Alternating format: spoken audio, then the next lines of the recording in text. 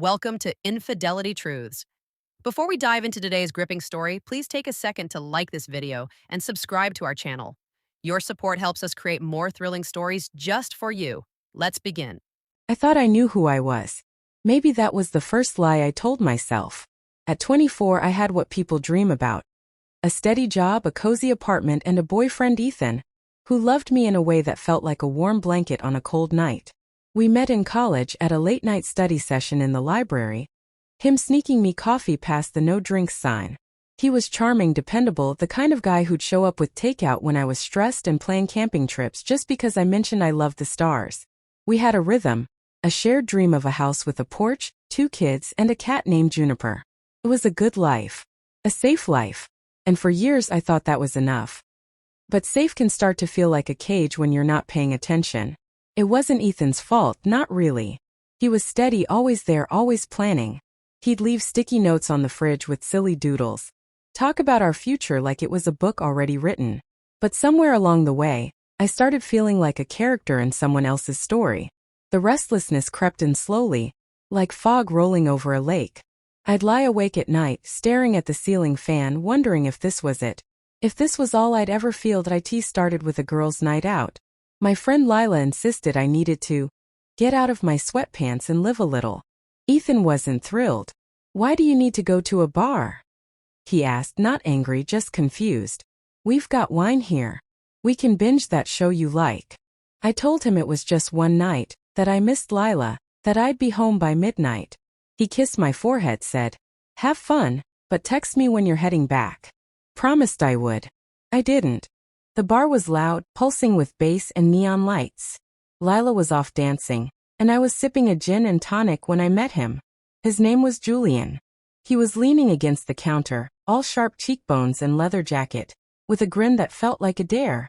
He was a photographer, in town for a gig, and had this way of talking, like every word was a brushstroke painting a world I'd forgotten existed. We talked about art, travel, the way cities feel alive at 3 a.m. I told him I had a boyfriend. He shrugged, said, "I'm just here for the conversation." But his eyes said something else. That I left that night with his number in my phone. I told myself it was nothing, just a fleeting moment, a spark I'd snuff out by morning. But the next day, I texted him. Just a casual, "Hey, enjoyed our chat." He replied within minutes, and that was it. The hook was in. We texted for days, then weeks. Quick jokes turned into long voice messages, late-night calls when Ethan was asleep.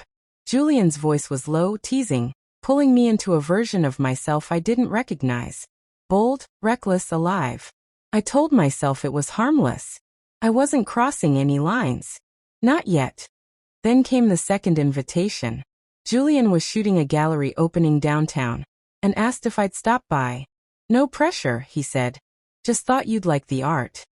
I lied to Ethan, said I had a work event, slipped into a black dress I hadn't worn in years, and went.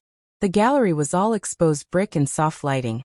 And Julian was there, camera slung around his neck, looking at me like I was the only person in the room. We didn't touch, not at first. We walked through the exhibit, talked about the photographs, laughed over cheap wine. But when he brushed his hand against mine, I didn't pull away. And when he kissed me outside, under the glow of a streetlight, I let him. I went home that night, heart racing, not with guilt but with something electric. I felt like I'd woken up after years of sleepwalking. Ethan was already in bed, his steady breathing a reminder of everything I was betraying. I slid in next to him, my skin still buzzing from Julian's touch, and pretended to sleep. The guilt came later, sharp and heavy like a stone in my chest. But it wasn't enough to stop me. For 2 weeks I lived a double life. With Julian I was someone new. Someone who laughed louder, who stayed out too late, who didn't check the clock or worry about tomorrow. With Ethan I was the girlfriend I'd always been. Smiling, affectionate, hiding the truth behind every kiss. I became an expert at lying.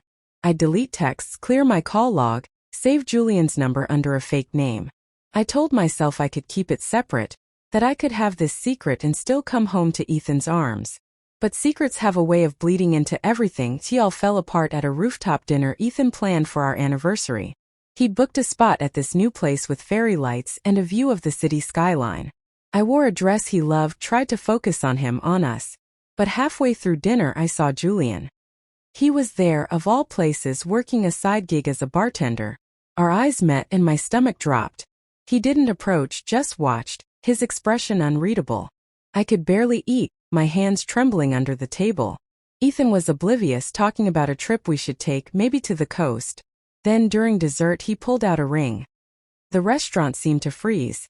People were watching, smiling, waiting for my answer. Ethan's eyes were so full of hope, so sure of us. I wanted to say yes, to be the girl he thought I was.